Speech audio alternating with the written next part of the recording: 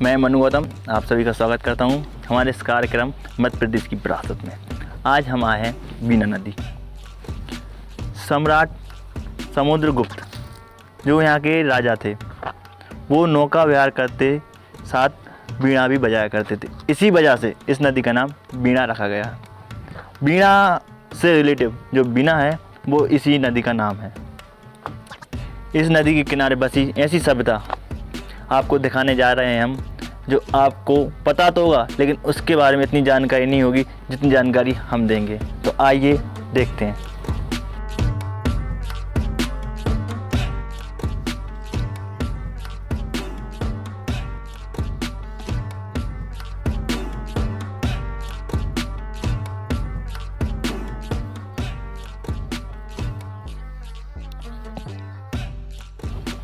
तो आप सभी का स्वागत है राजा विराट की नगरी में, गुप्त काल सभ्यता में, महाभारत कालीन सभ्यता में और साथ ही साथ ऐसी सभ्यता में जो सबसे ऐतिहासिक सभ्यता है। तो आइए हमारे साथ आज सहयोगी हमारे उदयभान पटेल सर जी, जिनका हम स्वागत करते हैं। सर आपका बहुत बहुत धन्यवाद, आपने अनमोल समय देने के लिए बहुत बहुत आभार। बहुत बहुत धन्यवाद पूरी टीम के लिए। एरण ताम्रपाषाण कालीन संस्कृति की काफ़ी ऐतिहासिक पुरानी प्राचीन विरासत है जी। और आज आपकी टीम इस पर जनसामान्य को जोड़ने के लिए जो कुछ भी प्रयास कर रही है काफ़ी सराहनीय है। और मुझे लगता है कि आपके द्वारा एरण का संदेश जन जन तक पहुंचाने में इससे काफ़ी कुछ सहयोग होगा। धन्यवाद जी। तो आइए आपको और दिखाएंगे ऐसी जानकारियाँ जो एरण में स्थित हैं, उपस्थित हैं। तो आइए।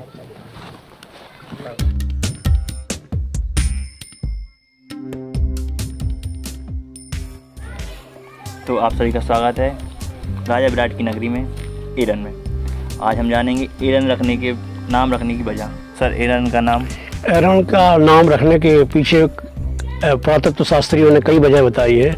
वैसे बीना और बेतवा नदी का जो संगम क्षेत्र है वहाँ पर एरिका नाम की घास काफ़ी अधिक मात्रा में पाई जाती है। तो उस घास के एरिका नाम की घास से इस क्षेत्र का नाम एरन पड़ा जी। और सर यहाँ महाभारत में जो पांडव थे उनने यहाँ अज्ञातवास काटा है। हाँ, ये भी कहा जाता है कि इस स्थान का नाम महाभारत काल से भी जुड़ा हुआ है और इसको ग्रामीण लोग और पुराने जो जानकार लोग हैं विराट की नगरी के नाम से भी जानते हैं। और कहते हैं कि पांडवों ने यहाँ पर अपना 1 वर्ष अज्ञातवास काटा था। और जो समुद्रगुप्त, हाँ, इसके बाद गुप्त काल आ जाता है और समुद्रगुप्त, बुद्धगुप्त, भानुगुप्त, उनके द्वारा यहाँ ये उनकी नगरी रही है। इन्होंने यहाँ पर कई शिलालेखों का निर्माण किया है जो बाद में हम क्रमशः बताएंगे। और कहते हैं समुद्रगुप्त बीना नदी में बीणा बजाते हुए नौका विहार किया करते थे और उन्हीं के नाम से नदी का नाम बीणा से अपभ्रंश होकर बीना बना और अब बीना जंक्शन का नाम उन्हीं के नाम से आगे चला है। वैसे पहले बीना नगर का नाम इटावा नाम था। इटावा एक छोटी बस्ती थी, उसी वजह से इसका नाम बीणा रखा गया है। बीणा से बढ़ के फिर आगे चल के सुधार होकर जैसे ब्रिटिश शासन के टाइम पर बीना जंक्शन बना तो उसका नाम बीना रखा गया। आपको बता दें कि ईसा पूर्व की ये पहले की सभ्यता है और ईसा पूर्व का मतलब होता है ईसा मसीह के जन्म होने से पहले। तो और आपको हम दिखाएंगे गरुड़ स्तंभ और साथ ही साथ उस पर शिलालेख और उसकी वास्तुकला के बारे में भी जानेंगे। तो आइए।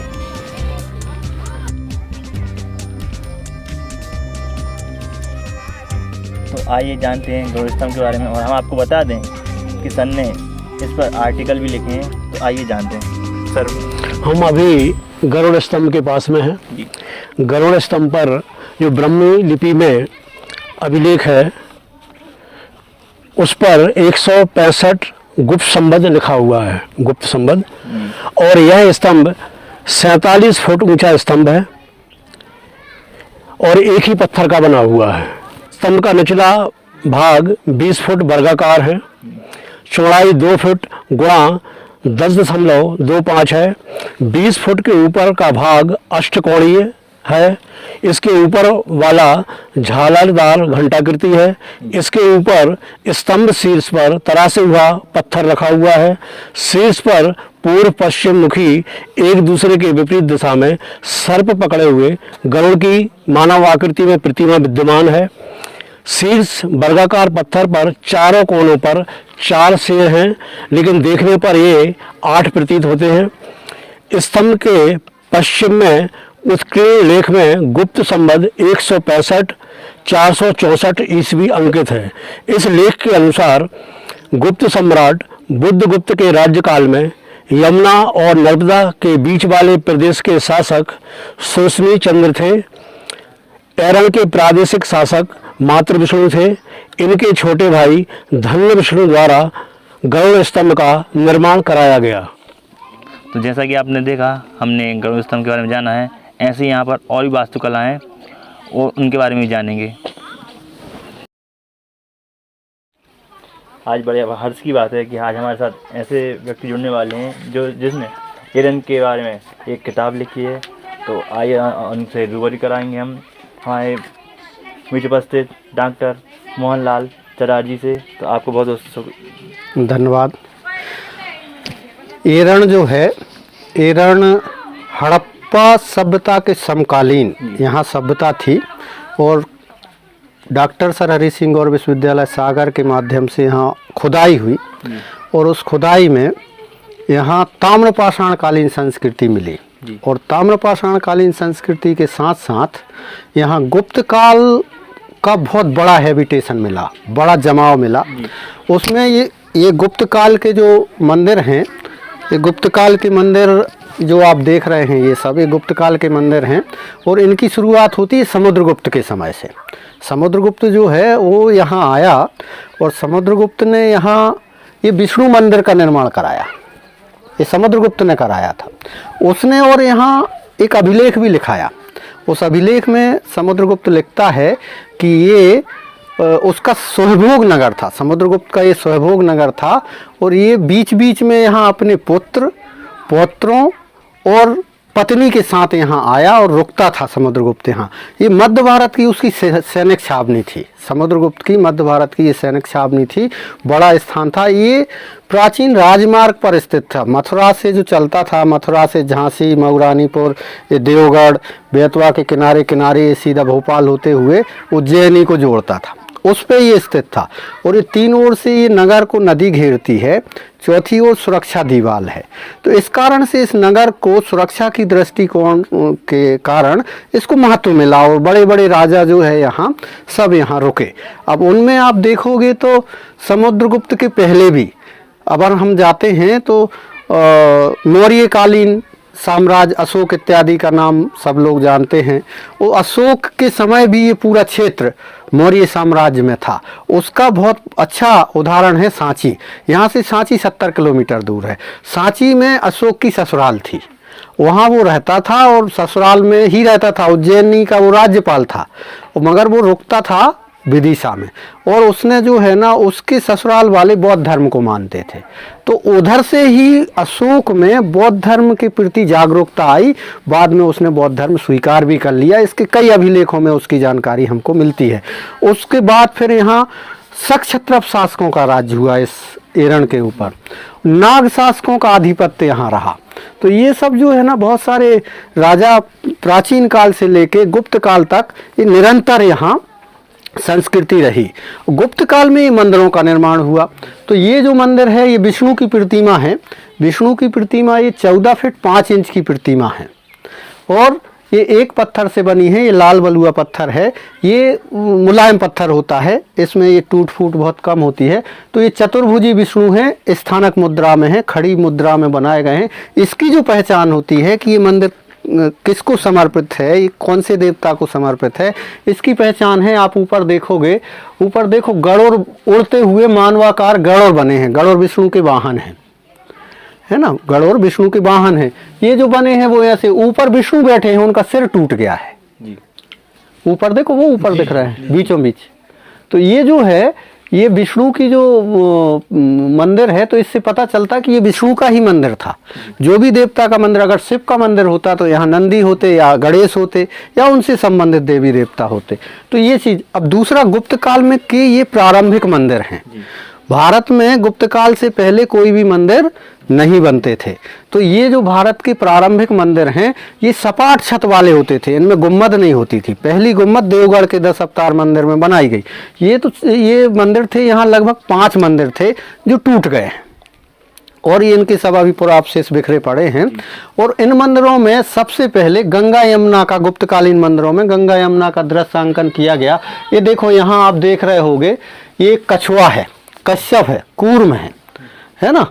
तो ये जो है, ये देखो, ये बना हुआ है, ये कूर्म है। तो ये कश्यप वाहिनी यमुना है। यमुना का वाहन कछुआ होता है। वाहन से हम देवी देवताओं को पहचानते हैं। तो ये यमुना है। इसके बाद हम देखते हैं इधर, तो ये देखो, ये मकर है, ये टूट गया है, ये मगर था इधर, उसका मुँह ये थोड़ा दिख रहा है।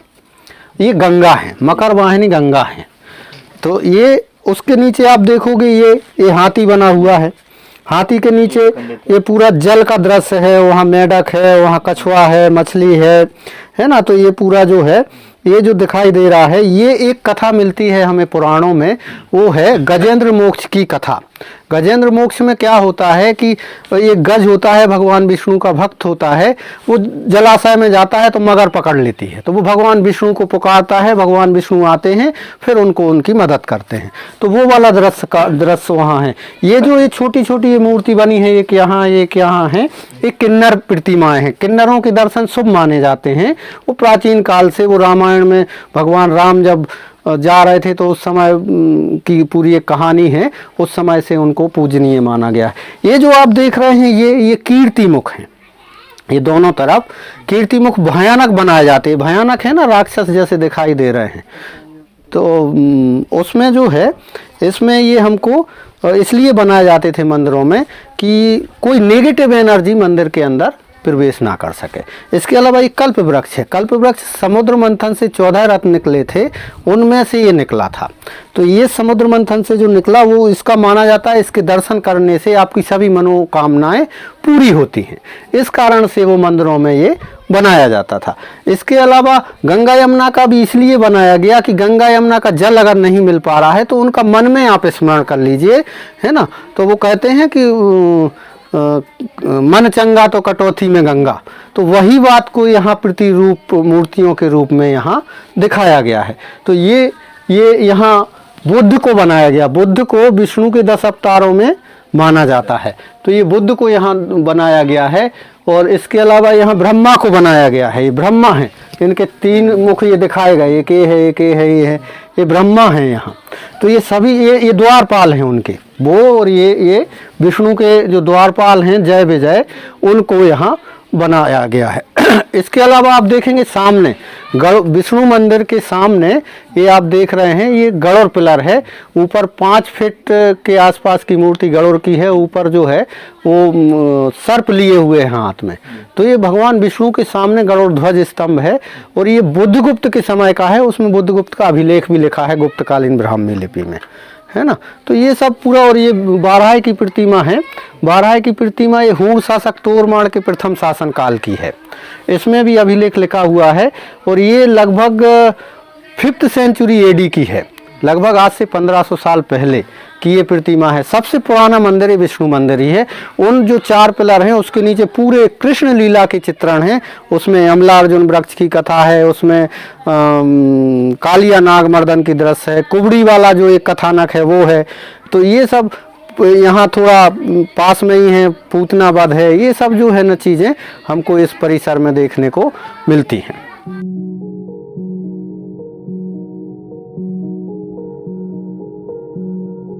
सर, मैं कुछ और जानकारी चाहूँगा। टकासाल के बारे में आप कुछ बताना चाहेंगे? हाँ, यहाँ एक्सकेवेशन हुआ, खुदाई हुई। तो उस खुदाई में कुछ सिक्के मिले, बड़ी मात्रा में सिक्के, हजारों की संख्या। कुछ सिक्के ढालने के सांचे मिले। तो वो यहाँ टकसाल थी रण में पूरा। तो वो टकसाल थी और वो उन साँचों से पता चलता है कि यहाँ सिक्के ढाले जाते थे। तो ये नगर व्यापारिक दृष्टि से भी महत्वपूर्ण था, सामरिक दृष्टि से तो था ही, व्यापारिक दृष्टि से भी महत्वपूर्ण था। जी सर। और सर यहाँ महाभारत का जो अज्ञातवास था उसके बारे में भी हाँ हाँ, बताया है। ये जो है ना, इसको किंवदंतियों में अनुश्रुतियों में माना जाता है कि ये बैराट नगर था और यहाँ राजा बैराट की नगरी थी। वो किंवदंतियों में है, मगर ऐसे कोई प्रमाण नहीं मिले हैं खुदाइयों में कि वो बैराट नगर या राजा बैराट से संबंध। हाँ, महाभारत कालीन कथानक हैं, क्योंकि बैराट राजा महाभारत के हैं और इस परिसर में पूरे कृष्ण लीला के जन्म के सीरियल जैसे हम देखते हैं वैसे ही यहाँ हैं। तो वो सब चीज़ के आधार पर लोगों ने बताया कि ये बैराट नगर से संबंधित है। बाकी वैसे पुरातात्विक दृष्टिकोण से ऐसे कोई यहाँ वो नहीं मिले। हाँ, महाभारत काल जो पुरातत्ववेत्ता मानते हैं उससे भी पुरानी संस्कृति यहाँ से मिलती है, ये बात है। सर भू स्तर के बारे में बताओ, भूविन्यास। हाँ, यहाँ जो है ना, यहाँ अगर आप देखेंगे गांव में तो पूरे गांव में आप देखेंगे तो यहाँ पूरा जमाव है, संस्कृतियों का जमाव है टीलों के रूप में। और वहाँ जो है ना खुदाई हुई, अभी भी खुदाई प्रस्तावित है, बहुत सारी चीज़ें ये सब चल रही हैं। तो ये पूरा ये जो जल है, जो जल निकास की व्यवस्था है, ये नदी 3 ओर से गांव को घेरती है और चौथी ओर सुरक्षा दीवार थी। तो वहाँ एक खाई भी बनी है, खाई से भी वहाँ पानी निकलता था। तो चारों ओर से जो ये भूविन्यास एक जो बनावट है यहाँ की भूमि की, वो सुरक्षात्मक है। तो इस कारण से, और यहाँ पूरा उपजाऊ जमीन है, इस कारण से थोड़ा सा यहाँ डेवलपमेंट प्राचीन काल से हुआ है।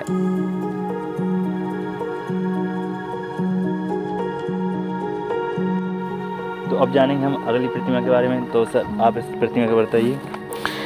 ये प्रतिमा नरसिंह प्रतिमा है भगवान विष्णु का। ये नरसिंह अवतार लिया था भगवान विष्णु ने। 10 अवतारों की मूर्तियाँ मिलती हैं हमको। उसमें पहला अवतार है मत्स्य अवतार, दूसरा है कूर्म अवतार, कछुआ का अवतार लिया था। तीसरा अवतार मिलता है बारह अवतार और चौथा अवतार मिलता है नरसिंह अवतार। तो उस अवतार की ये प्रतिमा है। 4 भुजी थी, 4 भुजाएं इनकी थी, वो टूट गई हैं। और ये एक मंदिर था, ये पूर्ण मंदिर था, वो मंदिर टूट गया है।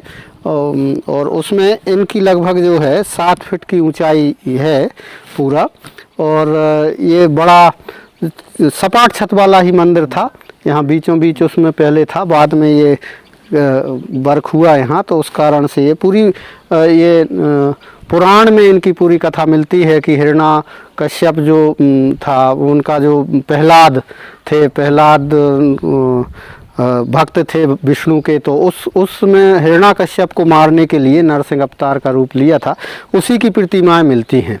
तो ये प्रतिमाएं जो है ना, यहाँ 2 मिली हैं। एक यहाँ से पहलेजपुर एक जगह है, वहाँ मिली थी जो सागर संग्रहालय में स्थित है, और एक प्रतिमा ये यहाँ पे मिली थी। ये पूरा परिसर जो है ना, विष्णु के 10 अवतारों की मूर्तियाँ हैं यहाँ। तो खासकर उन्हीं पे ये एक लक्ष्मी का भी एक मंदिर था। तो ये पूरे पुरावशेष हमको यहाँ से मिलते हैं। जनरल अलेक्जेंडर कनिंघम 1874-75 ईस्वी में यहाँ आए थे, उन्होंने सर्वे किया था। उस समय ये मंदिर पूरे टूटे पड़े थे, तो उन्होंने ये tour report of Bundelkhand and Malwa करके एक बुक लिखी थी, उसमें इसका वर्णन भी किया था उस समय। और उसके बाद तो यहाँ आर्कियोलॉजिकल सर्वे ऑफ इंडिया ने काफ़ी वर्क किया, जिसके कारण ये फिर मंदिरों का थोड़ा सेटअप हुआ।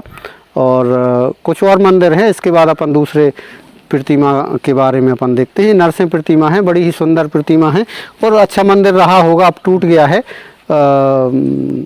उसके बाद ये जो है ना, अगली एक विशाल प्रतिमा यहाँ 12 की है, उसके बारे में अभी अपन चर्चा करते हैं।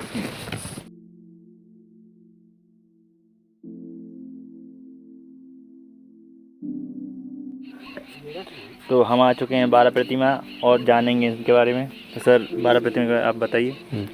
ये गुप्त काल की भारत की सबसे विशालतम पशु बाराह की प्रतिमा है। इनको पशु बाराह बोलते हैं। 2 प्रकार की प्रतिमाएं मिलती हैं, एक पशु बाराह और एक नर बाराह। नर बाराह में होता है, मुख भर होता है सुअर का, बाकी शरीर होता है मनुष्य का, तो वो नर बाराह होते हैं। ये जो है ना पशु बाराह है, मतलब ये सुअर हैं। सुअर का आकार है। बारह मतलब सुअर होते हैं। और ये बारह का अवतार भगवान विष्णु ने, जैसे अभी हमने पिछली उसमें आपको बताया कि पहला मत्स्य था, फिर कूर्म था, फिर बारह था। तो ये तीसरा अवतार है विष्णु का, ये तीसरा अवतार है। विष्णु ने 10 अवतार लिए, 10 अवतारों की वो है। तो उसमें से राम और कृष्ण ये पूर्ण अवतार माने जाते हैं, परशुराम आवेश अवतार माने जाते हैं। और जितने अवतार हैं इसके अलावा वो जो है ना वो अंश अवतार माने जाते हैं, मतलब कुछ समय के लिए गए, कुछ समय के लिए लिए गए। तो ये जो है ना पृथ्वी का उद्धार 12 पुराण में मिलता है कि ये पृथ्वी का उद्धार करते हुए, उद्धार करने के लिए इनका वो अवतार हुआ था। तो हिरण्याकश्यप का भाई जो था हिरण्याक्ष, वो जब वो एक 12 पुराण में घटना मिलती है कि वो पृथ्वी का निर्माण हो रहा था, तो वो समुद्र में पृथ्वी को डाल देता था। तो वो जो है ना वहाँ फिर भगवान विष्णु ने 12 का अवतार लिया और उसमें पूरे देवी देवताओं को, ये सब देख रहे ऋषि मुनि सभी जो 33 करोड़ कोटि देवी देवताओं का अंकन है वो इसमें है। यही बने ये सब पूरे 33 करोड़ देवी देवता जो भारतीय धर्म में हैं वो इसमें हैं। इसके ऊपर आप देखेंगे तो ऊपर देखो वो 3 मुख दिख रहे हैं, वो ब्रह्मा है ऊपर, सबसे ऊपर अगर आप देखेंगे तो वो ब्रह्मा है। उसके उस तरफ देखेंगे तो शिव बने हुए हैं, इसके इस तरफ गणेश बने हुए हैं। तो ब्रह्मा विष्णु गणेश त्रिदेव और गणेश वो ऊपर बने हुए हैं इसमें। और ये पृथ्वी है जो जल से वो लेके आए थे बाहर, तो ये पृथ्वी को वो अपने दांत में जो है ना फंसा के वहाँ से लाए थे। ऊपर अगर आप देखेंगे तो जीव पर ये सरस्वती बनी हुई है, ऊपर जीव पर सरस्वती बनी हुई है। और इसके अलावा ये जो उनकी ये माला जैसा बना है, ये गार्लैंड बना है, तो ये अलंकरण में और ये सब उसमें ये 12 राशियों का इसमें उल्लेख है। 12 राशियां जो हैं, 12 राशियों में जो ये वृश्चिक राशि है, ये जो है ना पूरा जितनी अपनी 12 राशियां होती हैं ये पूरी बनी हुई है। ऊपर ये सर्प का फण है, ये जो आप देख रहे हैं ना ये सर्प का फण है। तो सर्प का फण है और नीचे तक है। प्राचीन काल में माना जाता था कि पृथ्वी जो है सर्प के ऊपर है, सर्प शेष नाग पृथ्वी को रखे हुए हैं।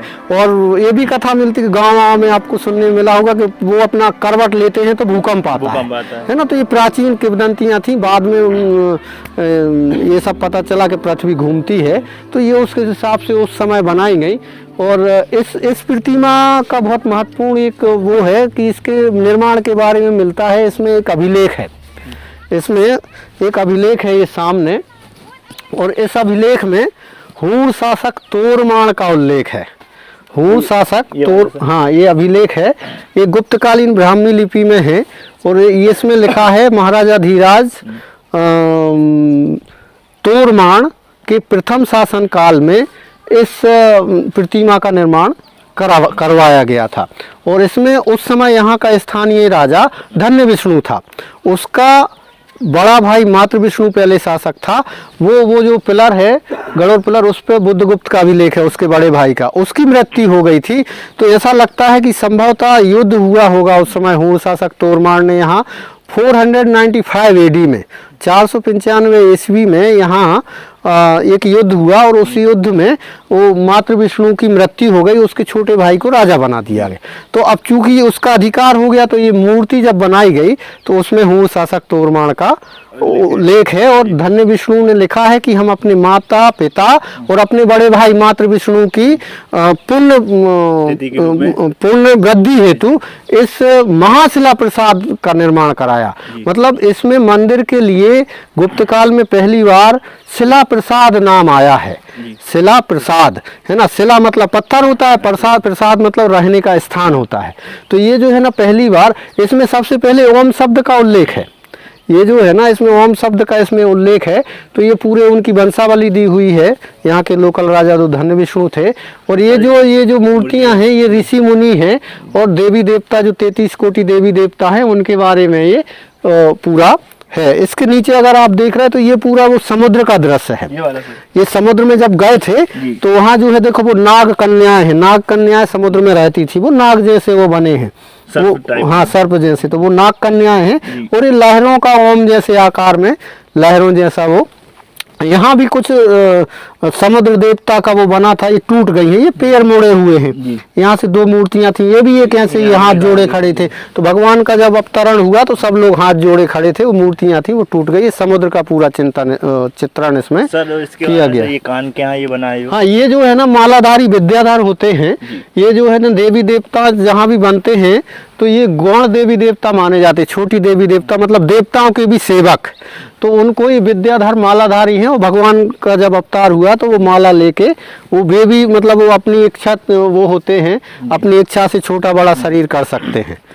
हाँ, तो वो यक्ष गंधर्व जो आप कभी सुने होंगे रामायण में, है ना, तो ये सब वो ये गंधर्व हैं। तो ये गंधर्वों की मूर्ति है।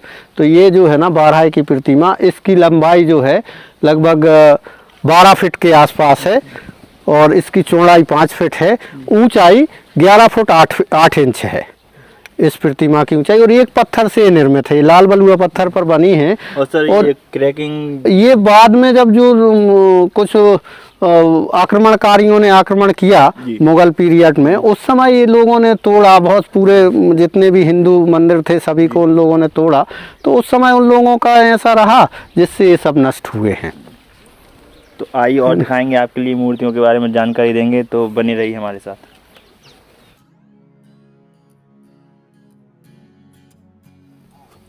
अब हम आ चुके हैं 4 स्तंभ के नीचे, कुछ कलाकृति बनी है, उनके बारे में जानेंगे। तो महोदय जी आप बताएं। हाँ, ये जो है ना कृष्ण लीला के दृश्य हैं और महाभारत कालीन कथाएं हैं। और उसमें पूरा सीरियल कृष्ण जन्म से लेके कृष्ण की जो बाल अवस्था की जितनी भी घटनाएं हैं उनको यहाँ सिस्टेमेटिक ढंग से उत्कीर्ण किया गया है, उकेरा गया है। और इसमें आप देखेंगे तो पहला दृश्य कृष्ण जन्म का है। ये देखो बालक यहाँ जो है, बालक सो रहा है, उनकी माता देवकी हैं। और ऊपर जब उनका जन्म होता है तो देवी देवता ये खुशियाँ मनाते हुए आकाश में ये दिखाई दे रहे हैं। उसके बाद फिर यहाँ जो है ना आप यहाँ देखेंगे तो ये जो वहाँ ये वासुदेव हैं और ये बच्चे को ले रहे हैं। बच्चे को लेके फिर वो जाते हैं नंदगांव, नंद बाबा के यहाँ उनको एक्सचेंज करते हैं उसको। तो वो जब वो कारागृह में वो सो जाते हैं, वहाँ के जो सुरक्षा गार्ड हैं, तो ये देखो सोते हुए अवस्था में इनको दिखाया गया। वो ऐसे इस टाइप से जो सुरक्षा में ये सो गए हैं, फिर निकल जाते हैं। यहाँ जो है ना एक्सचेंज करते हुए 2 बालकों को दिखाया गया है। यहाँ वो लड़की को ले लेते हैं और वो कृष्ण को दे देते हैं। तो वो वाली चीज़ जो है ना यहाँ इस पे अंकन है। उसके बाद फिर जो नंदगांव में उत्सव होता है तो ये आप देखो हर लेडीज़ की गोदी में बालक को दिखाया गया है। तो ये जो है ना वहाँ बधाइयाँ हो रही हैं और बहुत सारा जो दृश्य है कृष्ण जन्म का उसको दिखाया गया है। यहाँ एक कोई राजा बैठा है, ये कंस है, ये कंस के राज दरबार का दृश्य है। तो ये जो है ना पूरा कंस को फिर वो पता चलता है तो वो जो है वो ऊपर आकाश में फेंक देता है उस लड़की को। तो वो कुछ दृश्य ये भी हो सकता है कि ये लड़की को कंस ले रहा है और वो ऊपर फेंक देगा। तो वो भी एक दृश्य ये जो है ना ये वो है। इसके बाद आप देखेंगे आगे तो जब बालक कृष्ण थोड़ा बड़े हो जाते हैं तो वो जो है ना गाय को ले जाते हैं जंगल में चराने को। तो वहाँ आप देखो ये गाय बनी हुई है, ये जो है यहाँ ये 2 गाय बनी हुई हैं, ये बांसुरी लिए हैं, ये कृष्ण हैं, उनके सखा हैं। और ये फिर क्या होता है वहाँ बाल खेलते हैं, गेंद खेलते हैं। तो उसमें फिर उन लोगों का क्या है वो बाल चली जाती है यमुना नदी में, कालिया दह जिसको बोलते हैं, महाभारत में उल्लेख है। तो वहाँ फिर वो कदम के वृक्ष से कूदते हैं ये। तो कूदते हुए फिर जो है यमुना नदी में जाते हैं और ये जो सर्प रहता है, कालिया नाग रहता है, उसका फण पकड़ के उसको मारते हैं। फण को मतलब मारते पकड़े हुए दिखाया गया। उसकी ये नाग की पत्नी ये हाथ जोड़े खड़ी है कि उसको छोड़ दो, नाग को छोड़ दो। उसके बाद फिर यहाँ थोड़ा देखेंगे तो ये फिर उसको जब वो ऊपर उसके फण के ऊपर वो बैठ जाते हैं। तो ये जो है ना ये फण के ऊपर एक कृष्ण को बैठे हुए दिखाया गया है। तो ये पूरा कालिया नाग मर्दन का दृश्य है। इसको कथा उल्लेख आता है महाभारत में, कालिया नाग मर्दन दृश्य। तो ये कालिया नाग मर्दन का दृश्य है। उसके बाद दूसरा कृष्ण जन्म का ही है। यहाँ जो है ना ये दो वृक्ष दिखाई दे रहे हैं। आप लोगों ने महाभारत में देखा होगा कि दो वृक्ष होते हैं तो उनकी माता एक ओखली से बांध देती हैं कृष्ण को, और वो मथानी को खींचते खींचते वृक्षों के पास जाते हैं और वो गिर जाते हैं। तो वो जो है उनको बोलते हैं यमला अर्जुन। वो अर्जुन के वृक्ष थे, कोहा यहाँ लोकल नाम है। तो वो यमला अर्जुन वो कुबेर के पुत्र थे, नारद के श्राप बस वो पेड़ बन गए थे। तो ये देखो ये मथानी फंसी हुई है, ये कृष्ण है और ये पेड़ हैं, दोनों गिर जाते हैं तो फिर वो श्राप से मुक्त होते हैं। वे उनकी माता यशोदा उठा रही हैं, उठाते हुए उनकी एक जो सखी हैं वो देखो दांतों से ऐसे उंगली दबाए हैं और वो कह रहे हैं कि देखो कितना आश्चर्य हो गया, बच्चा बच गया। तो ये जो है ना पूरा यमला अर्जुन वृक्ष की वो कथा है। एक और यहाँ से थोड़ा सा एक वो नदी के किनारे इसी का शिलापट्ट हो सकता वहाँ लगा दिया हो, उसमें पूतना वध, पूतना का स्तनपान करते हुए कृष्ण को दिखाया है। सकट मोचन, बैलगाड़ी से जो एक राक्षस आता है उसको फेंकते हुए दिखाया गया है। तो ये जो है ना पूरा कृष्ण लीला के शिलाफलक यहाँ लगे हुए हैं, जो गुप्तकालीन कला के अद्भुत चित्रण हैं। उस मतलब गुप्त काल में इस तरीके से कृष्ण लीला का कहीं पर भी चित्रण नहीं है। कृष्ण जन्म से लेके पूरी बाल लीलाओं का यहाँ सुंदर चित्रण किया गया है, जो केवल एरन में मिलता है। जो एरन में मिलता है। और गुप्तकालीन कला में ऐसे जैसे कि पूरा सीन चल रहा हो, आप यहाँ देख सकते हैं। ये जो प्रतिमा दिख रही है ये विष्णु जी की तरह दिख रही है, तो इसके बारे में जानना चाहेंगे। ये विष्णु की एक प्रतिमा है, इसका नाम है शेष साई विष्णु, अनंत साई विष्णु के रूप में भी जानते हैं। और इसमें देखो सोते हुए उनको दिखाया गया है शेष नांग के ऊपर, ये फण दिखाए गए हैं उधर, और पैर के पास लक्ष्मी को दिखाया गया है। और यहाँ चक्र लिए हैं, चक्र लिए हैं, और ये सब जो है ये सब चीज़ को वहाँ ऊपर ब्रह्मा को नाभि से कमल निकला है और ब्रह्मा को ऊपर बैठे हुए दिखाया गया है। तो ये पूरा विष्णु का, अनंत साई विष्णु का गुप्तकालीन कला में अद्भुत चित्रण है, बहुत सुंदर चित्रण इसका यहाँ कला में किया। इसके बाद और भी यहाँ कृष्ण लीला से संबंधित कुबड़ी की कथा जो मिलती है, कुबड़ी की कथा मिलती है, तो उस कुबड़ी की कथा से संबंधित ये एक कुबड़ी होती है महाभारत में, और वो उसको कृष्ण जब जाते हैं मथुरा तो ठीक करते हैं। ये कुबड़ी है, ये पैर से कृष्ण ठीक करते हुए दिखाए गए हैं, और वहाँ कृष्ण बलराम को वो बैठे हुए वहाँ दिखाया गया है। तो ये एक कृष्ण बलराम को जो कंस को मारने के बाद का वो पूरा दृश्य है। तो ये जो कथानक हैं ये पूरे कृष्ण लीला से संबंधित बने हैं, और ये जो है ना अद्भुत हैं, देखने वाले हैं। आज से 1500-1600 वर्ष पहले की कला में कृष्ण लीला का उत्कृष्ट अंकन देखने को मिलता है। तो आइए और जानेंगे हम कला आकृति के बारे में। तो आइए जानते हैं गरुड़ स्तंभ के बारे में। ये जो है ना ये लगभग 48 फीट 48 फीट ऊंचा गरुड़ पिलर है। वो विष्णु मंदिर के सामने ये बनाया गया है। ये बाद में विष्णु मंदिर के बाद में बनाया गया। इस पर एक अभिलेख है।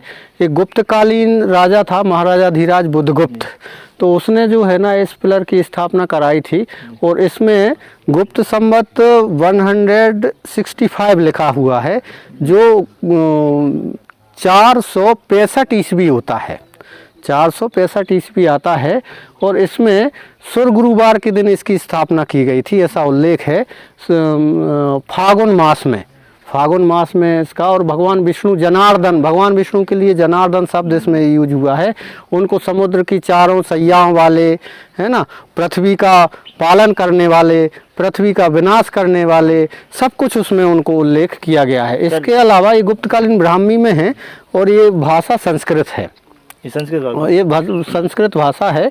और इसमें जो है ना, जो उधर अपन अभी बात किए थे, वहाँ जो हूण शासक तोरमाण के धन्य विष्णु का है, तो उनके बड़े भाई मातृ विष्णु का इसमें उल्लेख है, और उसने अपने माता पिता का इसमें उल्लेख किया है, उस पूरी वंशावली दी है, और अपने माता पिता की पुण्य वृद्धि हेतु ये लिखाया गया। इसमें गंगा यमुना और नर्मदा का उल्लेख है कि नर्मदा और गंगा के बीच में एक सुरश्मि चंद्र नाम का शासक शासन कर रहा था।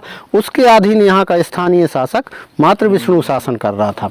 तो उसके बारे में इसमें उल्लेख मिलता है हमको। सर कलाकृति भी दिखाई दे रही है। ये जो नीचे आपको कलाकृति जैसी दिख रहा है, ये शंख लिपि है, ये शंख स्क्रिप्ट है। ये भी एक उस समय स्क्रिप्ट थी, इसको आज तक कोई पढ़ नहीं पाया है। ये भी लिखा हुआ है, इसमें प्रयास चल रहे हैं पढ़ने के।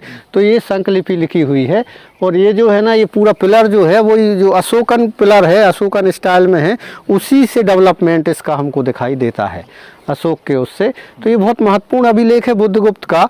और उसमें जो है ना, नदियों को अपनी सीमा रेखा बताया गया है कि नदी कालिंदी, यमुना के लिए कालिंदी लिखा गया है और नर्मदा के बीच में सुरश्मि चंद्र शासन कर रहा था, ऐसा उल्लेख मिलता है। तो ये जो है ना, यहाँ इसको विषय लिखा गया है, एरण को विषय। उस समय विषय जो इकाई थी वो जिला लेवल की इकाई थी। तो मतलब उस तरीके से वहाँ यहाँ एक अपना एक राजा था। और ये गुप्त काल में चूँकि सुरक्षा छावनी थी, छावनी बनी थी, इस कारण से जो है ना इसका काफ़ी प्रचार प्रसार भी था और गुप्त शासक इसको महत्व देते थे। और सर इसके ऊपर जो शेर बने हैं उनके बारे में जानना चाहेंगे? हाँ, ये शेर जो है ना, ये शेर जो बनाए गए हैं, ये वो अशोक पिलर पे जो शेर बने हैं उन्हीं से इन शेरों को लिया गया है। और ऊपर जो सर्प बने हैं, ऊपर आप देखेंगे इसमें तो गरुड़ अपने हाथ में सर्प लिए हैं। तो उसका ये था कि ये क्षेत्र उस समय गुप्तों के पहले नागों के अधिकार क्षेत्र में था। तो नागों के अधिकार क्षेत्र में था और गरुड़ जो है ना, नाग को खा जाते हैं। तो हाथ में लिए ऐसे मसलते हुए इसलिए दिखाया गया है कि उसमें ये संकेत है कि गुप्तों ने वैसे ही नाग शासकों को मसल दिया, पराजित कर दिया, जैसे गरुड़ नाग को खा जाता है। ऐसे ही वो कालिया नाग मर्दन का दृश्य है, वो भी ये दिखाता है कि नागों को इस तरीके से गुप्तों ने पराजित कर दिया। तो ये सब चीज़ भी इसके पीछे दिखाई देता है। तो ये बहुत ही अद्भुत है। भारत में गुप्त काल का इतना बड़ा पिलर और कहीं नहीं मिलता। ये पहला पिलर है जो इतना 48-50 फीट के आसपास एक पत्थर का, लाल बलुआ पत्थर का है। और ऊपर जो है ना वो मूर्ति अलग से उसमें फिर फिट की गई है। तो ये गुप्त काल को स्वर्ण युग कहा जाता था। ये टेक्नोलॉजी जो है, गुप्त टेक्नोलॉजी, स्टोन टेक्नोलॉजी, इसी कारण से गोल्डन एज के रूप में उसको गुप्त काल को हम जानते हैं कि वहाँ कला भी समृद्ध थी, संस्कृति भी समृद्ध थी, व्यापार भी उन्नत था, कृषि भी उन्नत थी, बहुमुखी मल्टी डायमेंशनल डेवलपमेंट हमको दिखाई देता है गुप्त काल में। उसका स्वरूप हम इस पिलर के रूप में आज एरण में देखते हैं। और सर ऐसा कहा जाता है कि एक दिन के लिए यहाँ पर इतना समृद्ध शहर था ये कि पूरी दुनिया को खाना खिला सकता था। हाँ, अब ये जो एक किंवदंतियाँ रहती हैं हर पुरा स्थलों के बारे में कि यहाँ इतना धन संपदा है कि पूरी संसार को खाने को रखा है। ये पुरा स्थलों पे जो गांव की पुरानी किंवदंतियाँ चली आ रही हैं हजारों वर्षों से, तो वो चली आ रही हैं। ऐसा कोई पुरातात्विक साक्ष्य नहीं मिलते कि यहाँ 3 दिन के लिए खाने को है। ये सब चीज़ें जो है ना वो किंवदंतियाँ हैं, अनुश्रुतियाँ हैं, उनमें ये चलती रहती, हर जगह चलती हैं। और अपने क्षेत्र को बढ़ाने के लिए लोग इस टाइप की चीज़ों को लोग प्रचार प्रसार भी करते रहते हैं। मगर ये जो है ना, ये स्थल जो है गुप्त काल का स्थल है। और उस समय वास्तव में ये पूरे मध्य भारत को यहाँ से कंट्रोल किया जाता था। तो ये अपने आप में बड़ी चीज़ थी कि मध्य भारत को कंट्रोल करने के लिए एरण एक महत्वपूर्ण स्थान चुना था, क्योंकि 3 ओर से नदी, चौथी ओर सुरक्षा का भी वो था। और ये मेन राजमार्ग यहाँ से पास से ये छपरेट घाट है, वहाँ से गुजरता था। तो ये इसलिए इसका एक महत्व था। और व्यापारी भी यहाँ आते थे, तो व्यापारिक दृष्टिकोण से भी था। यहाँ सैनिक छावनी थी, टकसाल थी, राजा समुद्रगुप्त जैसा भारत का इतना पराक्रमी राजा यहाँ अपना स्वयंभोग नगरी बनाता है। इसलिए इस क्षेत्र का उन्नति का आप इससे अंदाज़ा लगा सकते हैं। तो आइए जानते हैं और कलाकृतियों के बारे में। तो आइए, तो जैसा कि आप यहाँ कई मूर्तियाँ देख रहे होंगे, आइए जानेंगे इनके बारे में। सर, ये जो है ना, ये गुप्तकालीन कला में ये अष्टदिक्पाल बनाए जाते थे। अष्टदिक्पाल में ये वायु की प्रतिमा है। वायु की प्रतिमा की पहचान होती है, उनका वाहन हरण है। तो ये नीचे हरण बना हुआ है। तो ये 10 दिशाओं के देवी देवता सुरक्षा के लिए बनाए जाते थे। उसमें ये वायु एक दिशा के देवता होते थे। यहाँ वरुण बने हुए हैं। यहाँ जो है ना, ये वरुण की मूर्ति है। है ना। तो ये अष्ट दिक्पालों में 2 हैं, बाकी टूट गए हैं। ये आप देखेंगे अगली प्रतिमा, ये सूर्य की प्रतिमा है। सूर्य की प्रतिमा, ये सना उनकी पहचान है, ये सनाल कमल लिए हुए होते हैं, नीचे जूते पहने हुए होते हैं, और ये उनके सारथी अरुण होते हैं, है ना। तो ये जो पहले माना जाता था कि सूर्य चलते हैं यहाँ से यहाँ तक, तो उनको जूते की आवश्यकता पड़ेगी, तो मूर्तिकार ने इनमें जूते पहना दिए। और ये सनाल कमल है, सनाल कमल मतलब फूल कमल खिलने से पहले की अवस्था, तो वो ये लिए हुए, क्योंकि जब भोर होता है तो वो अवस्था होती है ना, तो ये सूर्य की पहचान है ना। उसके बाद अगली प्रतिमा देखेंगे तो अभी अपन ने भगवान विष्णु का चौथा अवतार नरसिंह अवतार की बात की थी, नहीं 5वें अवतार वामन अवतार की, तो ये वामन अवतार का है। इसको बोलते हैं त्रिविक्रम। त्रिविक्रम जो है, इसमें 3 पग में पूरा ब्रह्मांड नाप लेते हैं, पृथ्वी नाप लेते हैं, विष्णु बलि से दान लेते हैं। तो ये बलि को, राजा बलि को बनाया गया है और ये दान दे रहा है। और 3 पग से देखो एक आकाश को नापते हुए ये विष्णु को, चतुर्भुजी विष्णु है, ये गदा लिए हैं, ये चक्र है, तो ये त्रिविक्रम की प्रतिमा है। 3 कदम में नाप लेते हैं। हाँ, 3 कदम में नाप लेते हैं, वो वाली प्रतिमा, इसको त्रिविक्रम प्रतिमा के रूप में जाना जाता है। इसके बाद ये पार्वती की प्रतिमा है। पार्वती को भी जब वो शादी नहीं होती है उनकी, तो उनको पार्वती के नाम से जाना जाता है। जब शादी हो जाती है तो उन्हीं को उमा के नाम से जाना जाता है। तो ये जो है ना, ये पार्वती का है। ये देखो यहाँ सिंह बना हुआ है, यहाँ सिंह बना हुआ है, ये सिंह, तो ये उनके वाहन से पहचानते हैं कि ये पार्वती है। उसके बाद ये विष्णु है, ये बात की है, ये 8वीं-9वीं सदी ईस्वी की प्रतिमा है, टूट गई है। और ये उसके बाजू में आप देखेंगे तो ये प्रतिमा जो है, ये चामुंडा की प्रतिमा है। ये यम की एक शक्ति है, यम की शक्ति चामुंडा जो है, उसको चामुंडा कहा गया है। तो चामुंडा जो है ना, उनमें पसली दिखती हुई हैं, और ये शमशान की देवी भी इसको शक्ति माना जाता है, क्योंकि यम की पत्नी है, और ये जो सप्त मातृकाएं हैं उनमें से एक ये मानी जाती हैं। इसके ये वैष्णवी की प्रतिमा है, ये मंदिर में लगा होगा शिलापट, ये टूट गया। ये परशुराम है, ये परसा लिए हुए हैं, बात की है 11वीं-12वीं सदी ईस्वी की, ये परसा लिए हुए हैं, ये परशुराम की प्रतिमा है। इसके बाद देखेंगे तो देखो यही राम की प्रतिमा है, धनुष बाण लिए हुए हैं, ये धनुष बाण लिए हैं, ये राम हैं। ये जो है ना, ये हल लिए हुए हैं, और ये सुरा का पात्र लिए हुए हैं, बलराम है। सुरा मतलब शराब पीने खाने के शौकीन थे, इसलिए ये दुर्योधन के स्वामी थे, गुरु थे, है ना। तो ये जो है ना, इस हाथ में सुरा का पात्र लिए हुए हैं, और ये जो है ना हल लिए हुए हैं। तो ये जो है ना, ये बलराम है, ये राम है, ये कृष्ण है। तो विष्णु के 3 अवतारों का चित्रण यहाँ किया गया है, और टूट गया है। ये गणेश हैं, ये बात का है, ये भी बलराम है। बलराम को शेषनाग का अवतार माना जाता है, तो ये शेषनाग है देखो, और पराक्रम बल का, विशेषकर बल का अवतार माना जाता है। तो ये जो है, ये बलराम है, कमर पे हाथ रखे हुए हैं, ये बलराम की एक प्रतिमा है। ये जो है ना, सालभंजी का है, ये 8वीं-9वीं सदी ईस्वी की है, बाद में मिली, यहाँ जो है ना उसको रख दिया गया है। इसके बाद ये जो है ना, शेषशाही विष्णु है, ये शेषशाही विष्णु है, ये शिवलिंग की पूजा करते हुए यहाँ दिखाया गया है। ये शेषशाही विष्णु है, मूर्ति टूट गई है, बड़ी भव्य मूर्ति होगी। विष्णु की मूर्तियाँ 3 प्रकार से मिलती हैं, इस लेटी हुई, बैठी हुई और खड़ी हुई, स्थानक, शयन और आसन मुद्रा। तो इसमें ये आसन मुद्रा में इस शेषशाही विष्णु की प्रतिमा को बनाया गया है।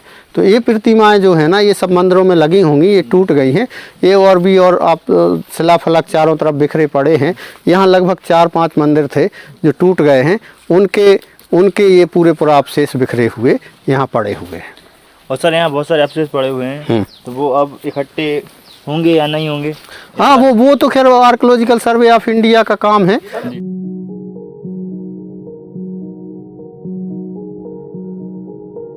से हवा करते हुए इसको चबरधारणी बोलते हैं। और ये जो है ना, 9वीं-10वीं सदी ईस्वी की है, गुप्त काल की नहीं है, बाद की है, बाद में निकली और यहाँ सेट कर दी।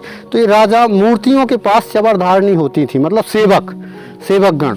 तो ये औरतें वो हैं, आपने देखा होगा राजाओं के पास बहुत सारे वो जो है ना पंखे करते हुए मिलते, तो उसको चबरधारणी बोलते हैं, वो प्रतिमा है ये।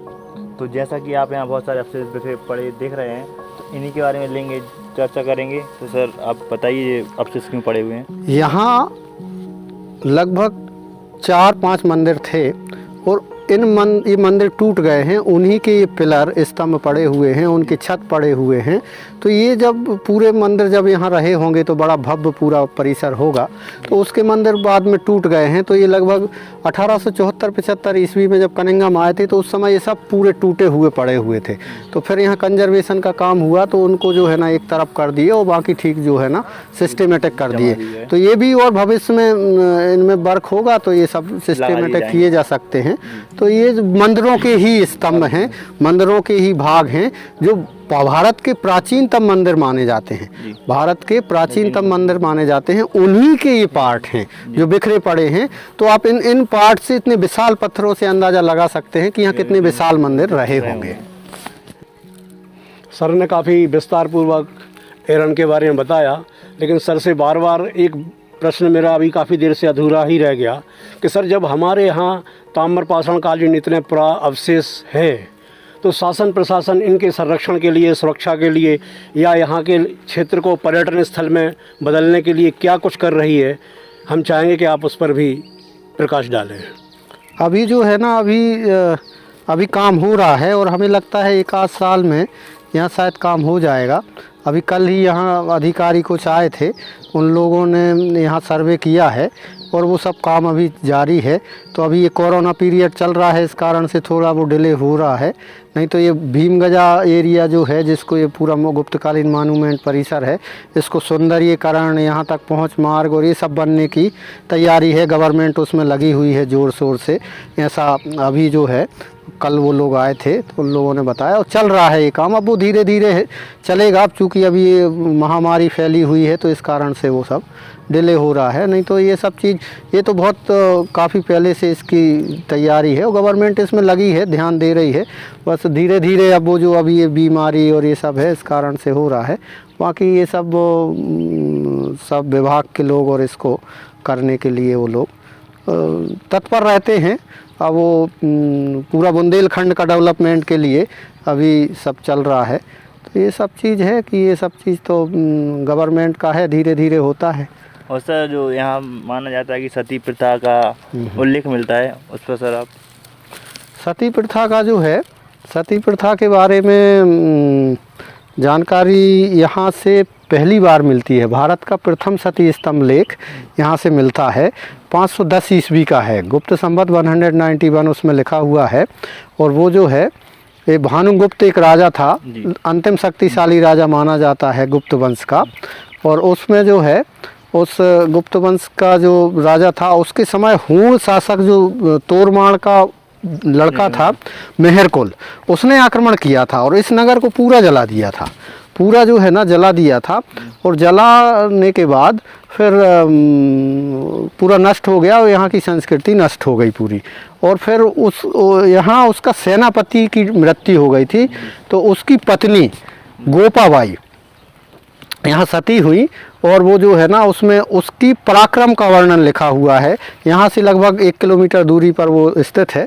और उसमें IAS, UPS, CPSC सभी उसमें उसका क्वेश्चन आता ही है कि भारत का प्रथम सती स्तंभ लेख कहाँ से मिलता है। तो वो जो है वो यहाँ है एरण में। और ये भारत के लिए बहुत, हमारे इस गांव के लिए, इस क्षेत्र के लिए बहुत महत्वपूर्ण वो है, उपलब्धि है कि ऐसा प्रमाण हमारे यहाँ है। उसमें 2 अभिलेख हैं, एक शक शासक श्रीधर वर्मा का है और एक अभिलेख जो है ना ये भानुगुप्त के सेनापति की पत्नी के सती होने का उल्लेख है। तो ये गुप्तकालीन ब्राह्मी में है और संस्कृत उसमें लेख मिलता है, संस्कृत में वो लिखा गया है।